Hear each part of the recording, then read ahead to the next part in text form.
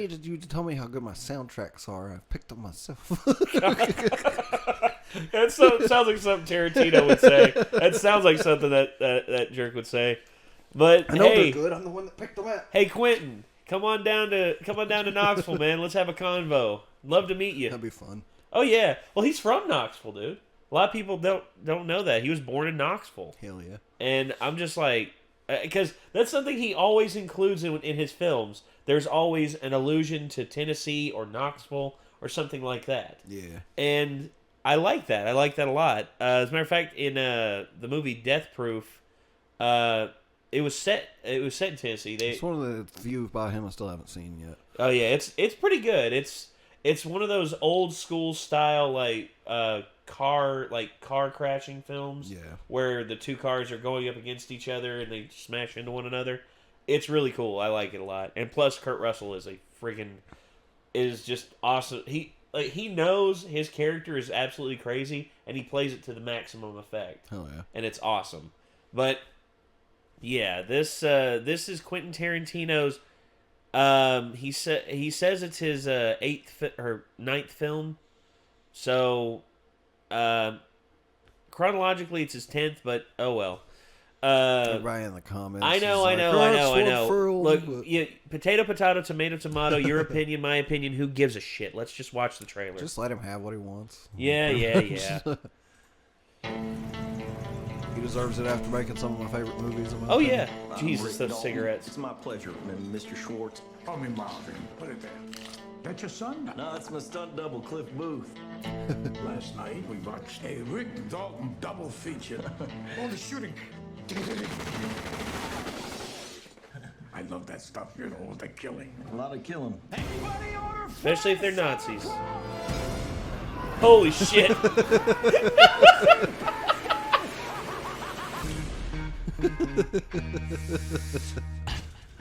Margot Robbie.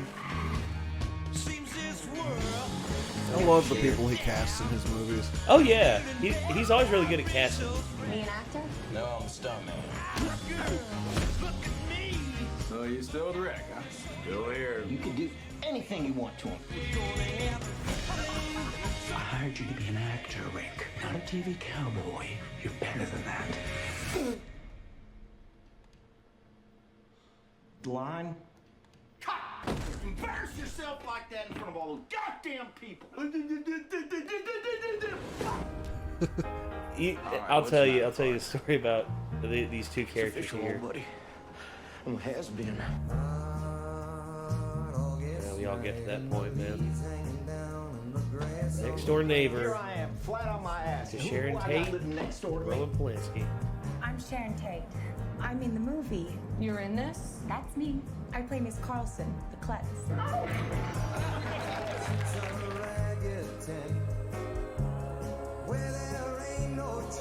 Charlie's gonna dig you. Guess who?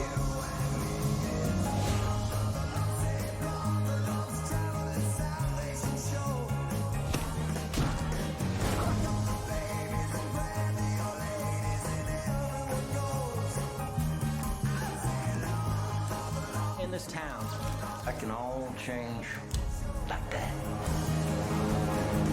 Hey! You're Rick fucking Dalton.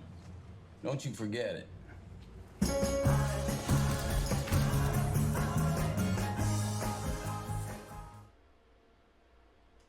Okay, so the truth is, Rick Dalton and his stunt double in this film are parallels of two very well-known individuals. Rick Dalton is a parable to Burt Reynolds. Okay. And his stunt double, it was the guy who directed a lot of Burt Reynolds's, he directed Smokey and the Bandit. He was actually the stunt driver who did a lot of the driving in Smokey and the Bandit. Okay. Yeah, I forget his name. Actually, I'm going to Google that right now before the internet has a fit. I guarantee you they've already written down in the comments. Yeah, I can hear y'all racing down in the comments. Give me a friggin' second. Smokey and the Bandit. There it is. Hey, Hal Needham. That's his name. Hal Needham.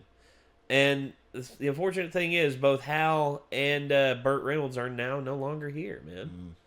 And so Hal Needham is the parable for Brad Pitt's character, and Leo is Burt Reynolds' parable. So, God, dude, it's still sad that Burt Reynolds is no longer with us, man, because he was freaking awesome. He was crazy, but he was awesome. Yeah, I always liked Burt Reynolds. All right, so yeah, this is a cool trailer because movies like this are never usually something that I immediately would be interested in. If that makes any sense. Like, well, I'm a simple man. Like, I like,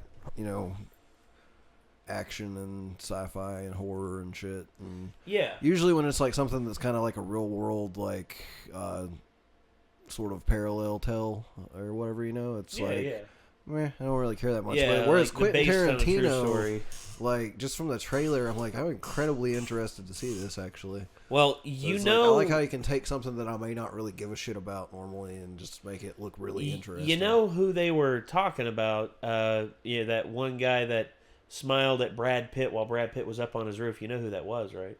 I was trying to figure it out. Like, I'm too stupid to know, really.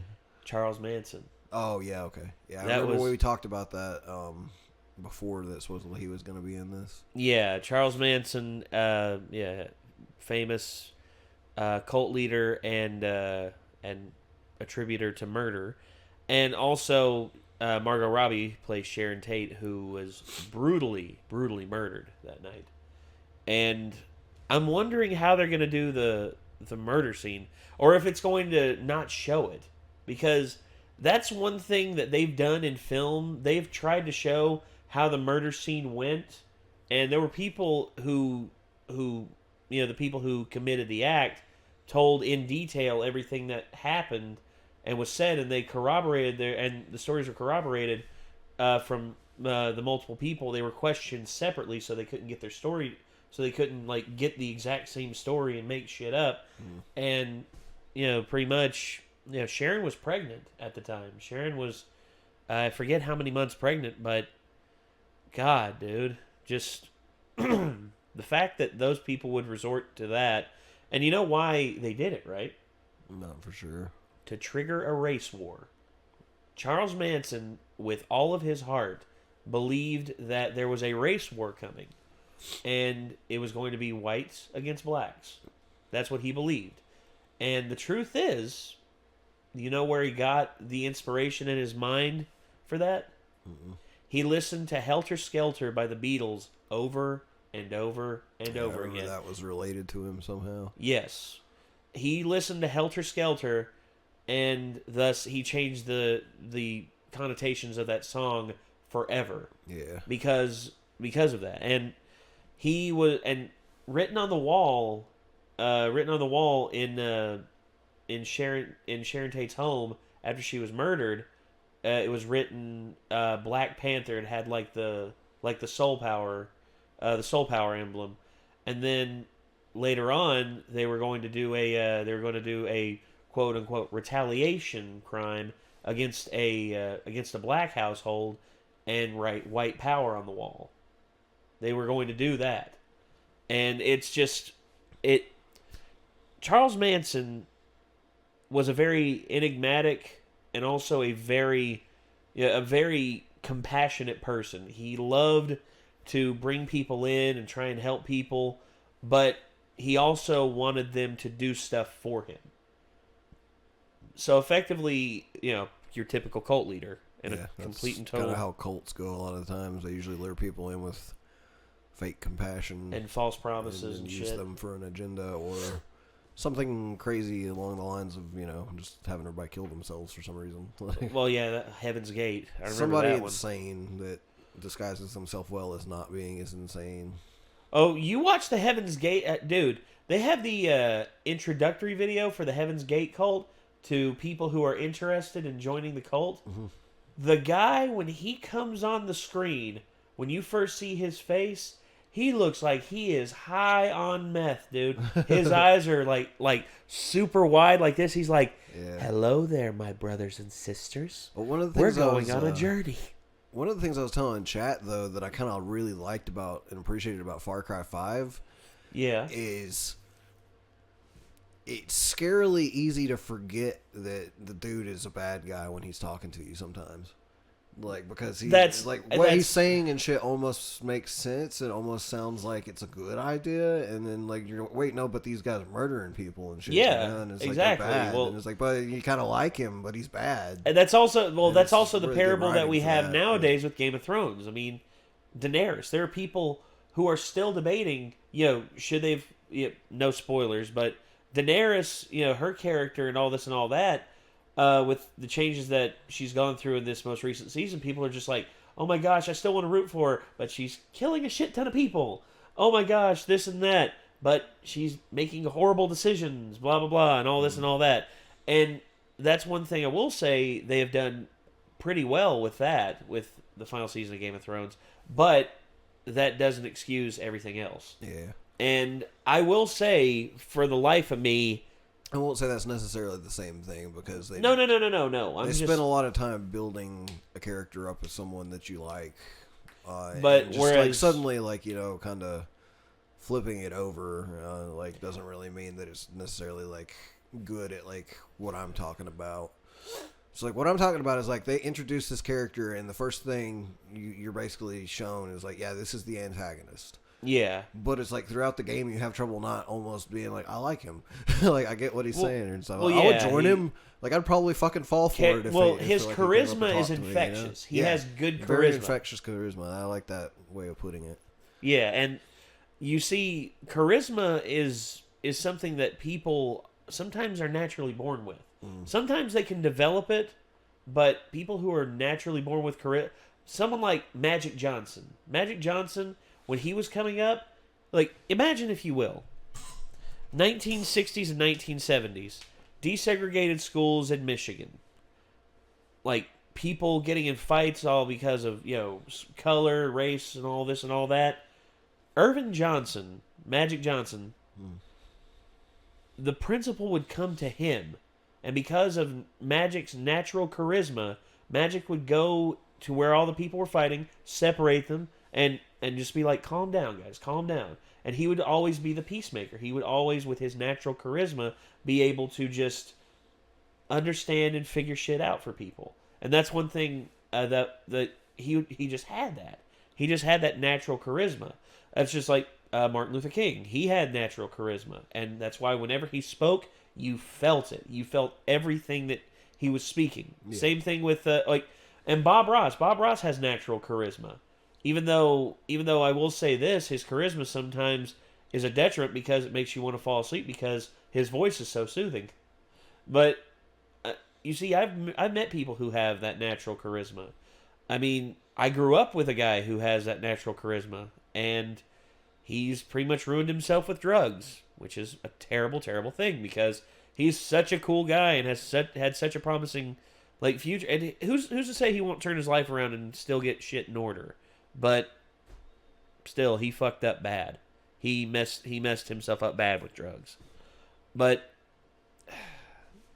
I will say, for this film, the way it looks like they're going to handle it is going to be a way we haven't seen before on film.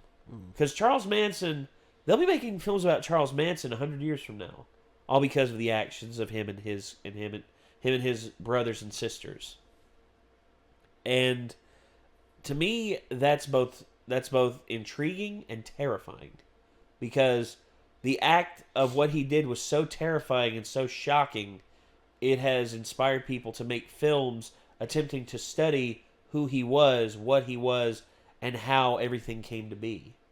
And I really don't know how this would. I don't know how they're going to handle this, and I'm interested to see how Tarantino's going to do it. Is he going to go like Inglourious Bastards and just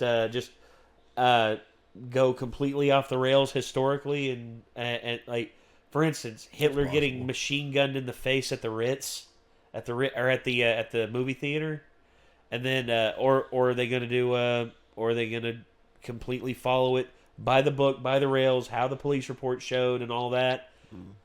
I don't know, and that's the intriguing thing.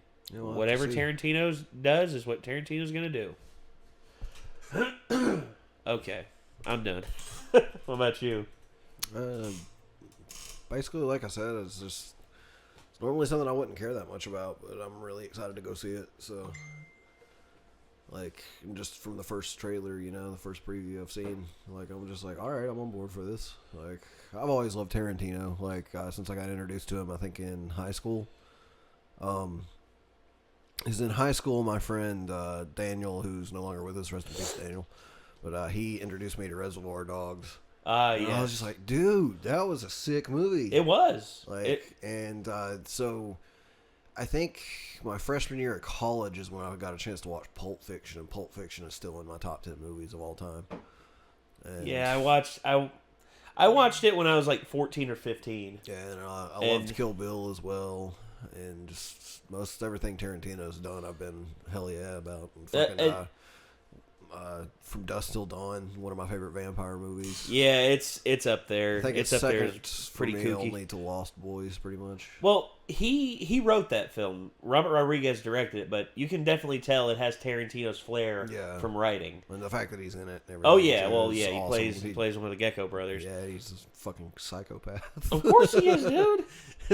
and then of course there's also a lot of people say Jackie Brown is probably the worst Tarantino film. I don't think so. I think it's a really good adaptation of the Elmore James novel. Yeah, that's still one that I have not watched. It's good. I have it. I have it as a collection of all. It's his like stuff, but I haven't watched that one. It's okay.